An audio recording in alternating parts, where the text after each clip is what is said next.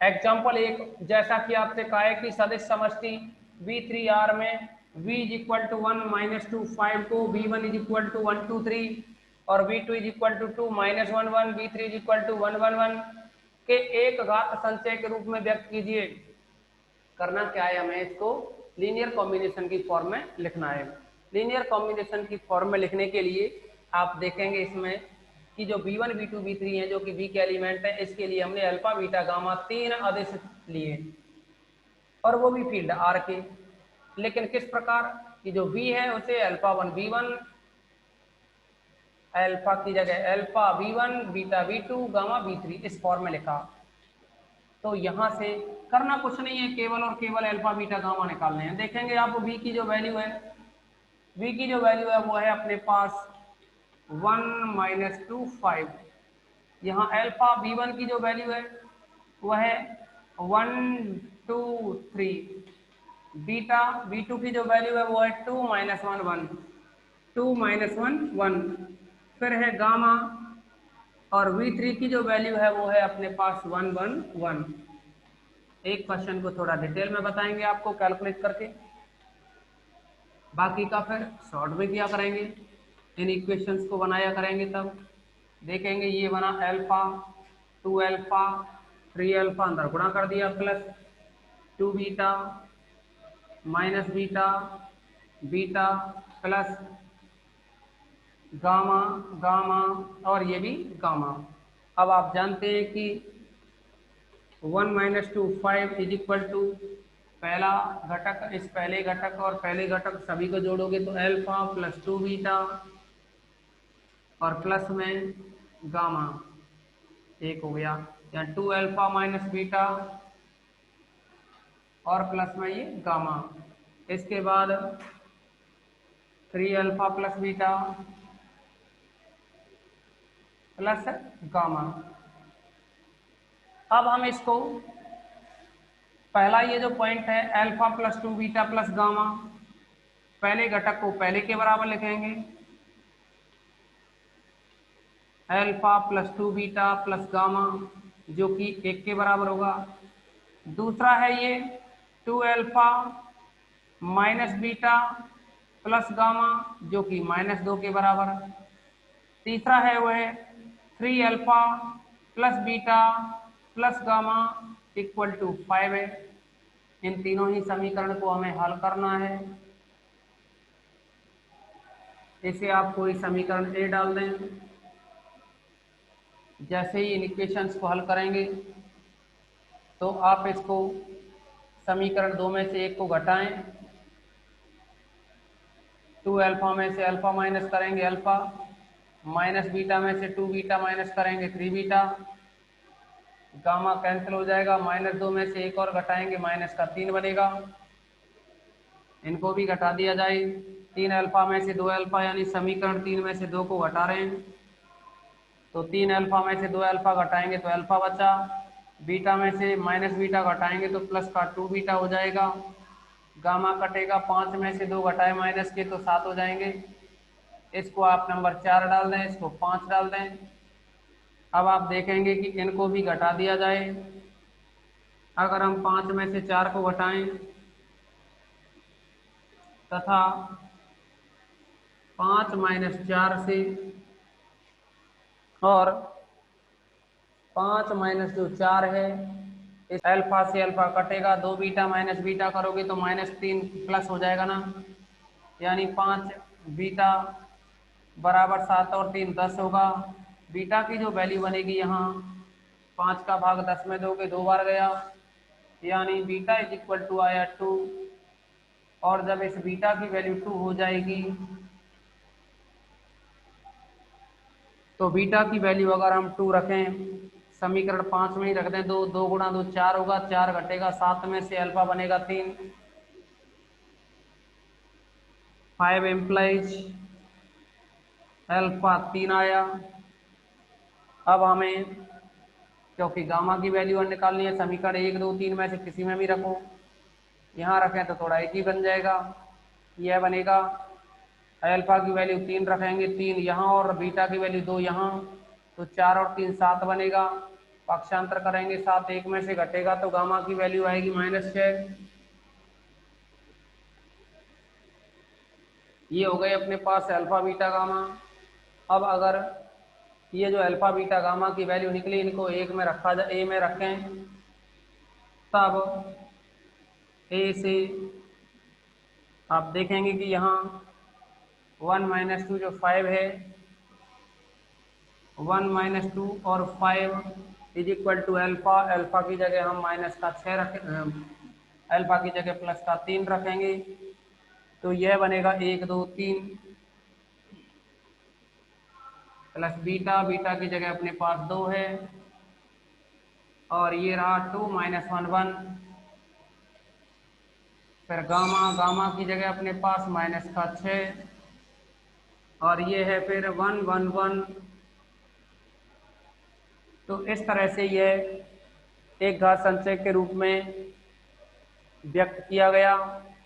सदस्य जो v था इसको v1 v2 v3 के एक घात संचय के रूप में व्यक्त कर दिया है। आप इसको वेरीफाई करके देख सकते हैं। 3 आएगा पहला, 3 और 4 7, 7 में से 6 घटाओगे तो 1 बचेगा। देखो ये 1 आ रहा है। फिर 3 गुणा 2 6, 6 में से -2 करो 4, -2 और यहाँ -6 होगा तो 4 - 6 -2 बचा। ये -2 आ रहा है, यहाँ देखिए ये वाला -2 आ गया। फिर 3 गुणा 3 9 होगा, 9 और 2 11, 11 में से 6 घटाएंगे 5 बचेंगे, ये 5 लिखा हुआ है। तो ये कह सकते हैं हम कि जो v है उस, और इसको अगर लिखना चाहें तो ऐसे भी लिख सकते हैं, या ये v का मान है इज इक्वल टू ये 3, इसको v1 लिखें, फिर +2 इसे v2 लिखें, -6 और उसे v3 लिखें, जो कि एक घात संचय है, जो कि v1 v2 v3 का एक घात संचय है।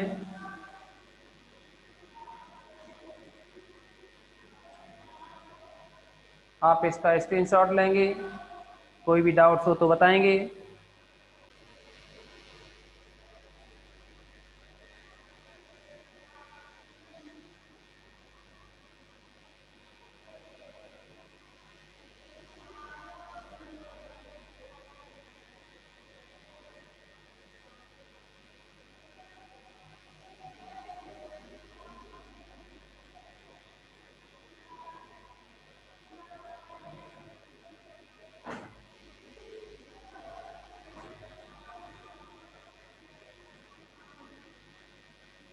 इसी के साथ हम इसमें कुछ और भी क्वेश्चन सॉल्व करेंगे। इसके बाद एक और एग्जाम्पल है, थोड़ा सा डिफरेंस है इसीलिए वो बताना पड़ेगा। एग्जाम्पल सेकंड, ये कहा है क्या सदिश समष्टि V3R में क्या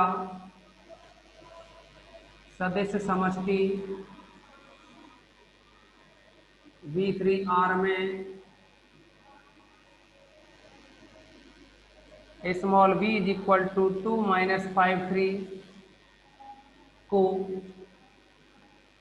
v1 is equal to 1 - 3 2, v2 is equal to 2 - 4 - 1 तथा v3 इज इक्वल टू 1 - 5 7 के एक घात संचय के रूप में व्यक्त कर सकते हैं।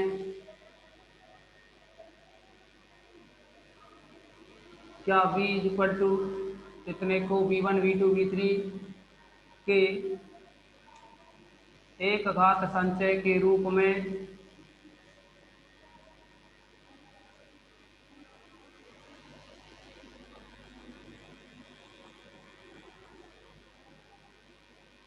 व्यक्त कर सकते हैं।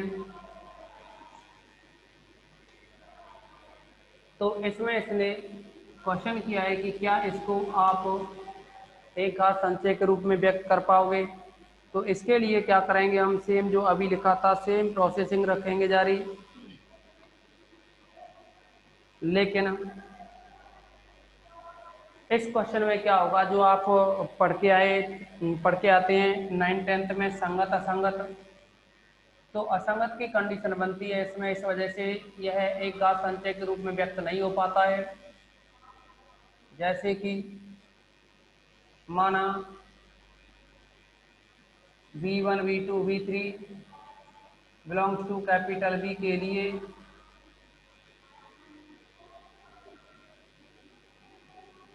अदिश अल्फा बीटा गामा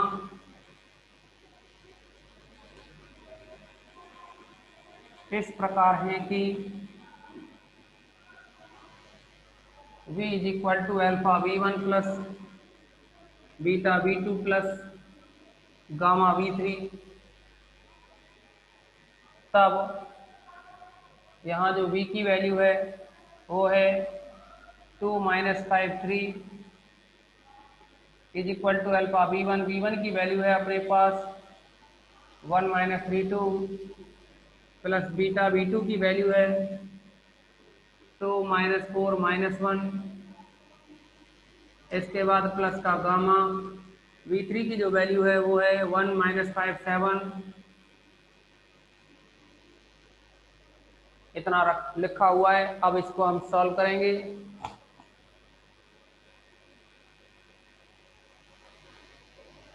तो इसको सॉल्व करने के लिए जैसा कि आपको पहले भी बताया कि यहाँ कैलकुलेशन अब पहले की तरह नहीं करेंगे, सॉल्व करेंगे। अल्फा आएगा प्लस 2 बीटा आएगा प्लस गामा आएगा, alpha plus 2 beta plus gamma is equal to 2 बनेगा, यहाँ से -3 अल्फा बनेगा, -4 बीटा आएगा, फिर बनेगा यहाँ -5 गामा इज इक्वल टू -5 आएगा।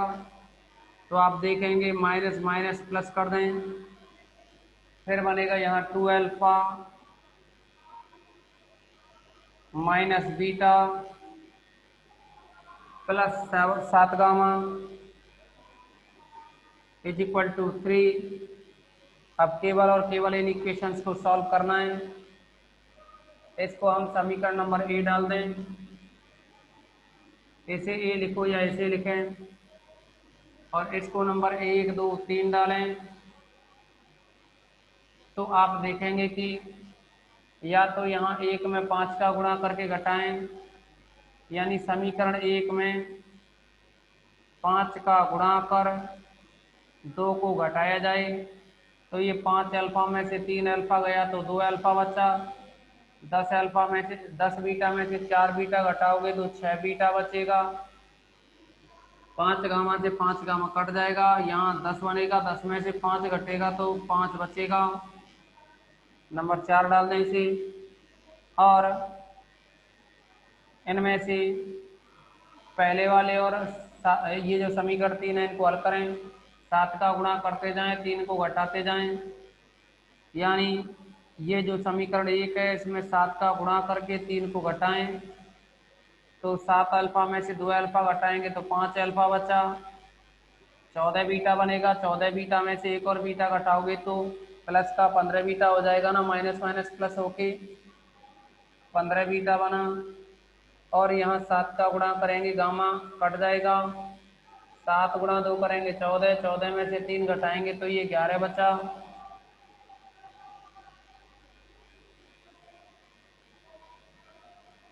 दोबारा देखिए, 7 का गुणा किया, 7 अल्फा बना, इसमें से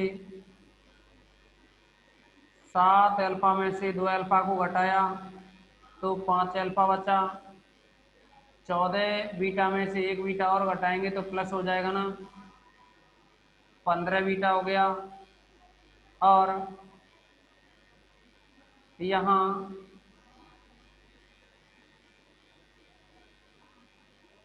7 गामा में से 7 गामा घटाओगे, कट गए, 7 गुणा 2 14 में से 11 घटाया तो फिर 3 घटाने पे 11 बचा, इसको नंबर 5 डालें। अब आप देखेंगे कि ये किसी भी कंडीशन में सॉल्व नहीं हो सकते समीकरण, क्योंकि समीकरण 4 व 5 असंगत हैं। अब असंगत इसलिए हैं क्योंकि आपको पता होगा जब आप 9th-10th में पढ़ते थे तो A1/A2 इक्वल टू B1 और B1/B2 आ जाए। A1/A2 is equal to B1/B2 आ जाए तो उस टाइप के समीकरणों को सॉल्व नहीं किया जा सकता क्योंकि वो समांतर रेखा होती हैं। 2/5 और ये भी 3 का भाग लगा के 2/5 ही बनेगा। तो ऐसी कंडीशन में दोनों लाइन जो बनेंगी वो इस तरह से समांतर होंगी, ये कहीं काटेंगी नहीं तो फिर इसको हल नहीं कर सकते। तो हमने जो कहा है समीकरण 4 व 5 असंगत हैं, या ये कह दें कि अतः समीकरण निकाय असंगत है। निकाय शब्द काम में ले लो या ऐसे लिख दो, तब V को या तब V1 V2 V3 को एक घात संचय के रूप में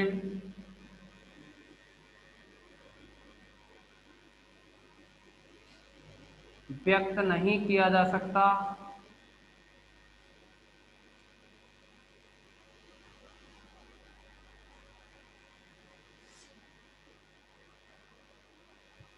उम्मीद करते हैं आप सभी के समझ में आया होगा ये। अब इसमें देखिए इस टाइप से आपको इस एक्सरसाइज के, यानी जो ये एक्सरसाइज है ना वो रहेगी आपकी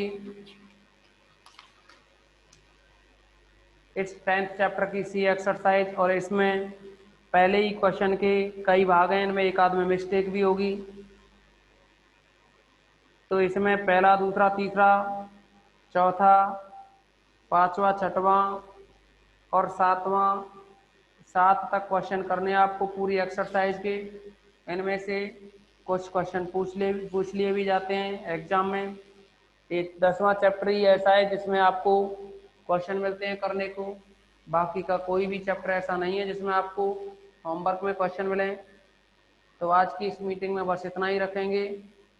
नेक्स्ट मीटिंग आपकी मंडे को रहेगी।